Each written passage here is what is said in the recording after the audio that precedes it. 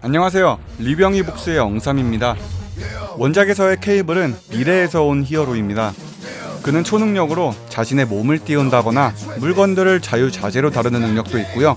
강력한 텔레파시 능력으로 상대방의 마음을 읽고 또 대화를 나누는 능력도 있죠. 마지막으로 미래에서 온 만큼 케이블은 강력한 무기를 가지고 있습니다. 지금 화면을 보시면 케이블의 왼팔은 기계처럼 생겼는데요. 이건 특별히 만든 건 아니고 테크노바이러스 때문에 팔이 기계처럼 변한 겁니다. 케이블의 몸속에 있는 테크노바이러스는 아포칼립스가 그에게 투여한 겁니다. 케이블은 자신의 강력한 초능력으로 이 바이러스를 항상 막고 있어서 온몸이 기계처럼 변하진 않는 거죠. 자, 간단하게 케이블을 알아봤으니까 본격적으로 이야기를 시작해보죠. 데드풀과 케이블 얼티밋 컬렉션 바로 시작하겠습니다. 어느 날 떠버리 용병 데드풀에게 전화가 한 통 걸려옵니다. 전화를 건 곳은 원월드교라는 종교단체인데 이 종교의 신자들은 피부가 모두 파란색입니다.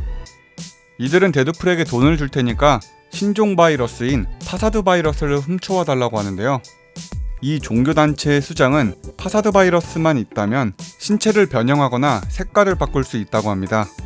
그래서 이 바이러스만 훔쳐온다면 전 세계 모든 사람의 피부를 파란색으로 바꿔서 인종차별 문제를 해결할 수 있다고 주장을 하죠. 게다가 데드풀에게는 이 귤껍질 같은 피부도 말끔해질 수 있다고 꼬드깁니다. 마치 사이비 종교에 현혹된 듯 데드풀은 이번 임무를 맡게 되죠. 한편 케이블은 그 신종 바이러스가 신체를 변형하거나 색깔을 바꿀 수도 있지만 시간이 지나면 그 사람의 몸이 녹아버린다는 치명적인 결함을 알게 됐고 그 바이러스를 없애려고 합니다. 그래서 케이블은 데드풀이 파사드 바이러스를 훔친다는 움직임을 알고 그걸 막으려고 하죠. 임무를 받은 데드풀과 케이블은 이 바이러스가 있는 곳에서 싸우게 됩니다. 처음엔 케이블의 초능력으로 데드풀의 우동사리를 터뜨리는 데 성공을 하는데 하지만 순식간에 회복이 된 데드풀은 케이블을 무력화시키고 바이러스를 훔치는 데 성공을 하죠. 종교단체로 돌아간 데드풀은 이 바이러스를 몸에 주입시켜서 피부가 말끔해지고 또 파래집니다. 뭔가 승리의 보상 같은 느낌은 없네요. 파란색 피부라니. 아무튼 전투에서 패배했던 케이블은 초능력으로 종교단체에 잠입해서 정보를 캐고 있습니다. 알고 보니 이 종교단체는 바이러스를 전 세계인들한테 뿌릴 수 있는 기계까지 다 만들어 놓은 상태였죠. 결국 이 기계가 작동되자마자 케이블의 몸에 이상한 반응이 오기 시작합니다. 온몸이 기계처럼 변하기 시작한 거죠. 아까 설명드렸듯이 케이블은 자신의 초능력으로 온몸이 기계로 변하는 건 막고 있었지만 파사드 바이러스가 이 작업을 방해하기 시작했습니다. 이렇게 케이블이 약해진 틈을 타서 데드풀이 그를 후드러 패는 데 성공을 합니다. 그런데 데드풀의 몸에서도 이상한 일이 벌어지죠. 파사드 바이러스가 몸을 녹여버린다는 부작용이 데드풀에게 일어난 겁니다. 더 이상 서로가 서로를 죽일 수도 없는, 도망갈 수도 없는 이 두 사람. 아무것도 안 하면 이 두 사람은 죽게 됩니다. 그런데 케이블은 살 수 있는 방법을 알고 있습니다. 케이블은 데드풀의 피와 자신의 피가 섞여야 둘 다 살 수 있다고 하는데요. 데드풀의 회복 능력과 케이블의 초능력이 합쳐져야 둘 다 산다는 이야기였죠. 결국 피와 몸을 섞게 된 이 두 사람. 이 두 사람은 피가 섞이게 되면서 서로의 바이러스를 중화시킵니다. 케이블은 중화 작업을 끝내고 데드풀을 입에서 토해내죠. 여기서 놀라운 건 몸을 섞으니까 케이블의 초능력이 엄청나게 강해졌던 겁니다. 그 이유는 더 이상 자신의 초능력을 신체가 기계화되는 걸 막는 데 쓸 필요가 없어졌기 때문이라고 설명을 하죠.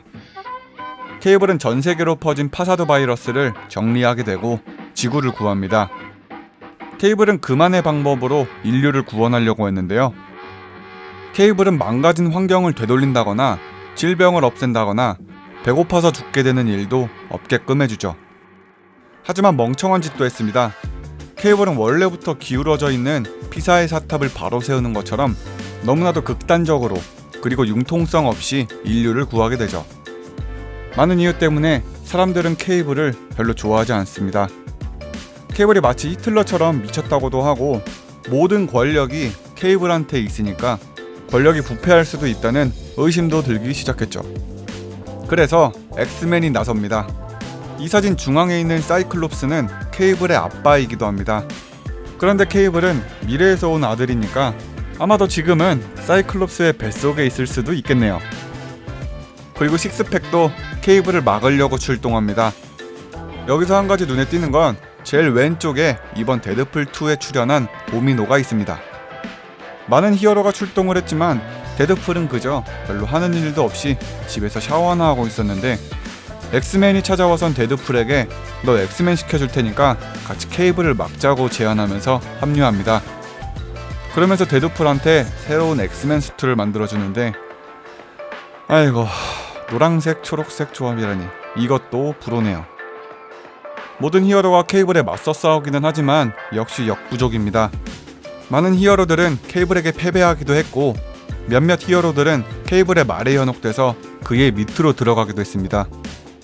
케이블의 아버지인 사이클롭스는 케이블을 설득해보기도 하지만 케이블은 사이클롭스의 눈을 노출시켜서 그저 무력화시키는데 그치죠. 마지막으로 케이블을 찾아온 히어로는 실버 서퍼. 마블 세계관에서도 아주 강력한 존재입니다. 드디어 케이블과 대적할 수 있는 히어로가 와서 그를 저지하기 시작합니다. 케이블은 부서지지 않는다는 실버 서퍼의 보드까지 부수면서 저항을 하는데요. 하지만 보드보단 실버 서퍼의 몸뚱아리가 훨씬 더 강한 것 같네요. 결국 모두에게 패배한 케이블. 실버 서퍼는 부서진 보드를 고치고 케이블에게서 초능력을 빼앗아 가면서 마무리됩니다. 사실 이번 영상인 데드풀 케이블 얼티밋 컬렉션은 400페이지도 넘는 긴 이슈입니다. 그래서 이번 영상은 그중 절반가량의 스토리를 요약해서 구독자 여러분께 보여드린 거죠.